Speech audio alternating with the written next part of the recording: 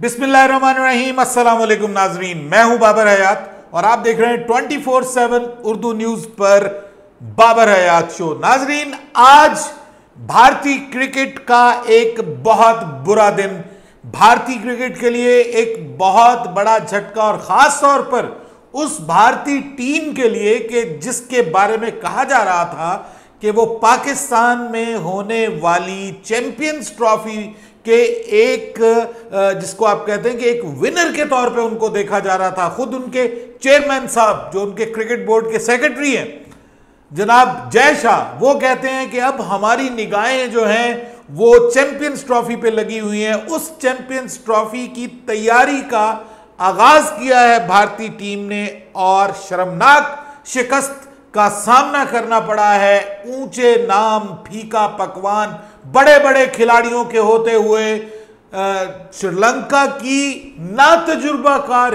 Young team ने शिकस्त दे दी है भारत को। 2 लगातार ओडीआईज में शिकस्त, एक मैच उन्होंने टाई कर दिया भारत के अगेंस्ट, वो भी मैं तो श्रीलंका की जीत तस्वुर करता हूं।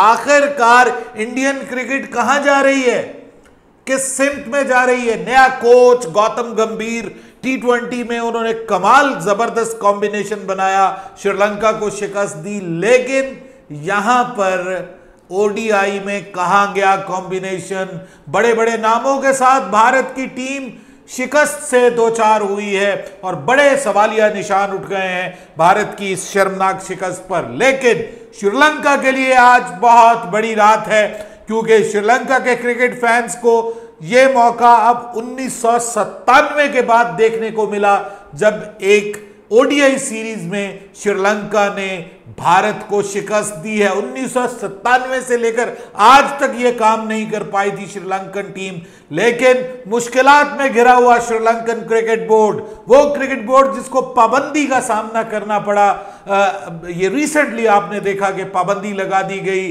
क्रिकेट बोर्ड को जो है वो सस्पेंड कर दिया गया था, उसके बाद दोबारा उन्होंने रिवाइवल किया।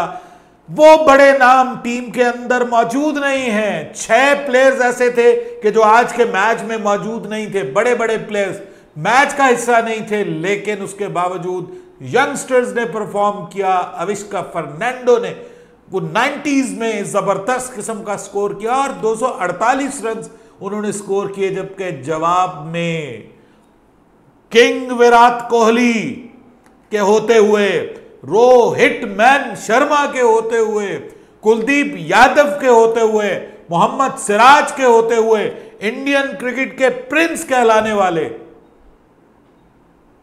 शुभमन गिल के होते हुए, उसके बाद वाशिंगटन सुंदर, श्रेयस अय्यर, वो ऋषभ पंत, यानी प्रॉपर क्रिकेटिंग जो एक कॉम्बिनेशन बन सकता था। ठीक है, रियान पराग आपका नया है, शिवम दुबे भी नए प्लेयर्स में आता, लेकिन ये सब लोग भारतीय टीम की बैटिंग के परखचे उड़ गए हैं। श्रीलंकन स्पिनर्स ने कमाल कर दिया।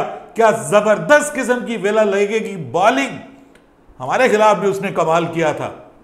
वेला लेके एक बहुत एक्स्ट्राऑर्डिनरी जो है वो बॉलर के तौर पे जो है वो सामने आ रहा है। एक बार फिर लेफ्ट आर्म स्पिनर, श्रीलंका एक और dangerous left arm spinner create करने में कामयाब हो गया। इसके अलावा वेंडर से वो जबरदस्त स्पिन बॉलिंग करवा रहा है और इन स्पिनर्स के आगे, हत्ता के आशा लंका के आगे भी भारतीय बल्लेबाज चारों खाने चित नजर आए हैं और भारत को 2-0 से ये मैच सीरीज वो हार गया है। मैं तो इसको क्लीन स्वीप समझता हूं, बस इन नंबर्स आप कह लें, लेकिन मोरालिटी के पॉइंट ऑफ व्यू से तो मैं यही समझता हूं कि ये जनाब उनको क्लीन स्वीप हुई है। और बहुत बड़ा क्वेश्चन मार्क है भारत के लिए कि अनएक्सपेक्टेड है, कुछ ना कुछ गड़बड़ है, कॉम्बिनेशन नहीं बना पाए। नए कोच के हवाले से, उसकी प्लानिंग के हवाले से बात की जा रही है कि जनाब वो चाह रहा है कि रोहित शर्मा जो है वो कप्तान ना रहे और उसके जो पसंदीदा शुभमन गिल हैं, जो बुरी तरह नाकाम हुए हैं इस सीरीज के अंदर,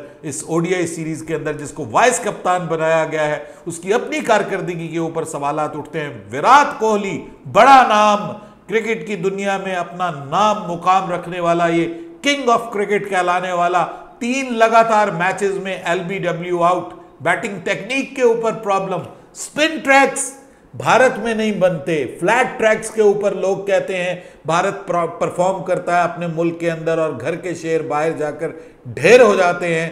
तो ये जो कंडीशंस हैं आपको चैंपियंस ट्रॉफी में भी मिल सकती हैं। तो श्रीलंका को बहुत बहुत मुबारकबाद, बहुत अच्छा खेले सभी लड़के, जबरदस्त। नया कप्तान है, उसने जबरदस्त अपनी टीम को लीड किया और क्या कमाल के वो मनाजिर थे जब स्टेडियम खचाखच शायकीन से भरा हुआ था और उन्होंने इंडिया को शिकस्त दी। आपको पता है इनकी भी आपस में लगती है और ये भी एक किस्म की वो है इनकी आपस में, जिसको आप कहते हैं कि जो एक लगती है इनकी आपस में। तो इस हवाले से बहुत बड़ा ये श्रीलंका के लिए अचीवमेंट। और श्रीलंका, मजे की बात ये कि वो टीम है कि जो चैंपियंस ट्रॉफी के लिए क्वालिफाई नहीं कर सकी और पाकिस्तान को चैंपियंस ट्रॉफी में शरीक ना होने की धमकी देने वाली भारतीय टीम, उसको चैंपियंस ट्रॉफी में क्वालिफाई ना करने वाली श्रीलंकन टीम ने हरा दिया है। और पाकिस्तान के क्रिकेट फैंस तो ये कह रहे होंगे कि जिस कैलिबर की श्रीलंका क्रिकेट खेल रही है इस वक्त, उन्होंने ओडीआई क्रिकेट खेली है और चारों खाने चित कर दिया है इंडिया की तगड़ी तरीन और दुनिया की बेहतरीन मानी जाने वाली बैटिंग लाइनअप को, तो भाई इंडिया की बजाय श्रीलंका को मौका मिलना चाहिए चैंपियंस ट्रॉफी में। वो ज्यादा डिजर्व करते हैं और Pakistan will be more than happy कि अगर इंडिया नहीं आता तो आईसीसी जो है वो श्रीलंका को भेजे। लेकिन प्रॉब्लम क्या है कि भाई इंडिया आता है तो पैसा आता है, इंडिया आता है तो इंडिया पाकिस्तान मैच होता है, उसके ऊपर आपको पता है कि पैसा कमाया जाता है। तो वो नहीं होगा तो फिर चैंपियंस ट्रॉफी का आईसीसी को फायदा नहीं होगा। पाकिस्तान को तो फिर भी फायदा हो जाएगा लेकिन आईसीसी को फायदा नहीं होगा। तो ये सिचुएशन है। बहरहाल बड़ी कामयाबी है। और अब थोड़ी सी बात करते हैं कि बांग्लादेश के हवाले से कुछ डाउट्स हो रहे थे कि जनाब बांग्लादेश की टीम जो है वो पाकिस्तान क्या आ पाएगी या नहीं आ पाएगी। उनके जो हालात हैं मुल्क के वो काफ़ी गंभीर हो रहे थे, लेकिन अब वहाँ पर गवर्नमेंट बनने जा रही है जी और उम्मीद कर रहे हैं कि वहाँ पे अमनो अमान बिल्कुल ठीक हो जाएगा। डॉक्टर मोहम्मद यूनुस जो कि ग्रामीण बैंक के मौजूद हैं और बैंकार एक माइक्रो फाइनेंस के ज़रिए उन्होंने बांग्लादेश के अंदर इनकलाब वो लेकर के आए हैं। वो उनको नोबेल प्राइज़ भी मिला हुआ है, बड़ी पर्सनालिटी है। वो अब पहुंच रहे हैं बांग्लादेश, वहाँ से यूरोप से, स्पेन से वो रवाना हो चुके हैं। उनको नामजद कर दिया गया है नया वज़ीर आज़म और बड़ा अच्छा है जी, बहुत ज़बरदस्त है। और अब उनके साथ काबीना भी कल तक फाइनल हो जाएगी। जुमेरात को जो है वो अपने ओहदे का हलफ उठा लेंगे। बांग्लादेश टीम को 17 तारीख को पाकिस्तान पहुंचना है, 17 अगस्त को, तो अभी टाइम बहुत पड़ा हुआ है। इस दौरान ऑब्वियसली बांग्लादेश की ए टीम जो है वो पहुंच जाएगी पाकिस्तान में और पाकिस्तान की क्रिकेट स्टार्ट हो जाएगी। पाकिस्तान ए का मैच बांग्लादेश ए के साथ होगा। साउद शकील की कप्तानी, बहुत मुबारकबाद दी जा रही है साउद शकील को। सभी लोग खुश हैं कि उसको वाइस कैप्टन बनाया गया है। लेकिन सवाल ये पैदा होता है भाइयों कि शाहीन, बाबर और रिजवान ये टीम का हिस्सा क्यों हैं? इनको बाहर क्यों नहीं किया गया? इनको बिठाया क्यों नहीं गया? और ख़ास तौर पे चलिए बाबर की तो एक अलग बात है। बाबर को क्यों खिलाया गया है कि बाबर नहीं होगा तो भाई स्टेडियम के अंदर लोगों ने मैच नहीं देखने आना। ये मैंने अपनी आंखों से देखा हुआ है। पाकिस्तान के क्रिकेट फैंस, बाबर आउट होता था तो उठ के चले जाते थे पिंडी क्रिकेट स्टेडियम से, कजाफी क्रिकेट स्टेडियम से। 90% लोग बाबर की बैटिंग देखने के लिए आते हैं। तो बाबर तो ज़रूरी है क्योंकि आपने पैसे भी तो कमाने हैं ना, टेस्ट सीरीज को सक्सेसफुल बनाना है। उसके बाद आगे इंग्लैंड के साथ टेस्ट सीरीज है और उसमें एक पूरा बूम बनेगा जनाब। तो बाबर तो होगा। रिजवान का भी होना ऑलमोस्ट बनता था क्योंकि आप एक सेकंड विकेट कीपर की तो ऑप्शन आपने रखनी है। अब पता नहीं, शान मसूद तो मुझे लगता है, मेरा ये गुमान है कि शान मसूद सरफराज के साथ जाएंगे, रिजवान सेकंड विकेट कीपर के तौर पे होगा। लेकिन सर शाहीन क्यों है टीम के अंदर? असल मसला ये है कि जनाब पाकिस्तान क्रिकेट बोर्ड ने ये फाइनली फैसला किया है कि इस सारे मामले को बैकडोर डिप्लोमेसी के जरिए हल करवा लिया जाए और सबकी तरफ से गारंटियां ले ली गई, सबकी तरफ से जो है वो जो कहते हैं कि सब कुछ अच्छा हो गया, सब खिलाड़ी मिलकर खेलने पर भी तैयार है। सब ने तौबा इस्तग़फ़ार भी कर ली कि भाई आइंदा से हम सियासत नहीं करेंगे, आप हमें मौका दें, हम पाकिस्तान के लिए बेस्ट खेलेंगे। और इसलिए कि कोई भी नाराज़ ना हो, उन्होंने तीनों को शामिल कर लिया। तो जनाब अगर आपने 17 रुकनी स्क्वाड अनाउंस किया था तो 18 रुकनी कर देते, आप इमामुल हक को भी शामिल कर लेते, उसको क्यों बाहर निकाल दिया, अकेले को कुर्बानी का बकरा बना दिया।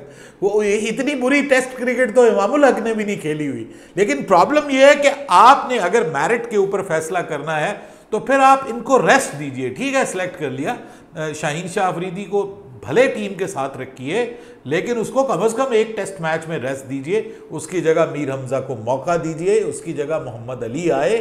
ये जो यंगस्टर्स जिनको अब आपने शामिल किया है, ये नए प्लेयर्स हैं, यंगस्टर्स तो नहीं रहे, लेकिन जो डोमेस्टिक क्रिकेट के परफॉर्मर हैं उनको मौका दीजिए। बाबर को किसी एक मैच में रेस्ट करवा दीजिए, उसकी जगह आप ले आइए कामरान गुलाम को मौका दीजिए। असल पाकिस्तान के क्रिकेट फैंस ये चाहते हैं कि जो आपने बीच में शामिल किया है हुरैरा को, वो टीम का हिस्सा नजर आना चाहिए। मुझे ऐसा लगता है कि हुरैरा को मौका मिलेगा वन डाउन के तौर पे, क्योंकि शान और अब्दुल्ला शफीक दोनों ओपनर्स मुझे लग रहा है कि बनते हुए नजर आ रहे हैं। वन डाउन पे मोहम्मद हुरैरा को मौका दिया जाएगा। मुश्किल लग रहा है मुझे थोड़ा सा कि बाबर आजम को रेस्ट दे दिया जाए, ये मुझे मुश्किल होता हुआ दिखाई दे रहा है, या सलमान अली आगा को रेस्ट दे दिया जाए, क्योंकि सलमान अली आगा जो हैं वो तो आपके पास दूसरे स्पिनर हैं, आपने तो दो स्पिनर ही नहीं प्रॉपर खिलाए। इससे थोड़ा सा ये भी अंदाजा हो रहा है कि पाकिस्तान क्रिकेट बोर्ड का प्लान यह है कि हम ग्रीन पिचेस के ऊपर खेलेंगे, अपने सीमर्स के लिए पिचेस बनाएंगे, लेकिन फिर भी आपके पास दो स्पिनर्स होना जरूरी थे। तो सलमान अली आगा को तो आप एक स्पिनर के तौर पे, प्रॉपर स्पिनर के तौर पे ला रहे हैं, ऑफ स्पिनर के तौर पे, तो अबरार के साथ आप सिर्फ जा रहे हैं।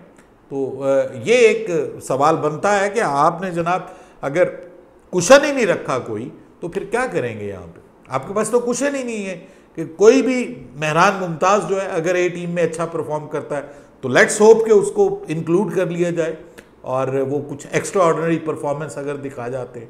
लेकिन यहाँ पे प्रॉब्लम फिर अगेन ये बनती है कि सर आपने कहा था सर्जरी होगी, आपको नज़र आएगी, फिर कमेटी की बातें होने लग पड़ी, फिर कहा कि जी कोच कहता है कि जी ये नहीं होना चाहिए। अब लग रहा है कि कोच ही कहता है कि भाई मुझे पूरी भरपूर टीम दो, बांग्लादेश को आसान मत समझो, पाकिस्तान में आके ये ना हो कि वो मेरी पहली सीरीज में बांग्लादेश ही पाकिस्तान को टॉपल कर दे और हम भी भारत की तरह रोना रो रहे हो कि हम बांग्लादेश से टेस्ट सीरीज हार गए, ओए होए बांग्लादेश ने हिस्ट्री क्रिएट कर दी।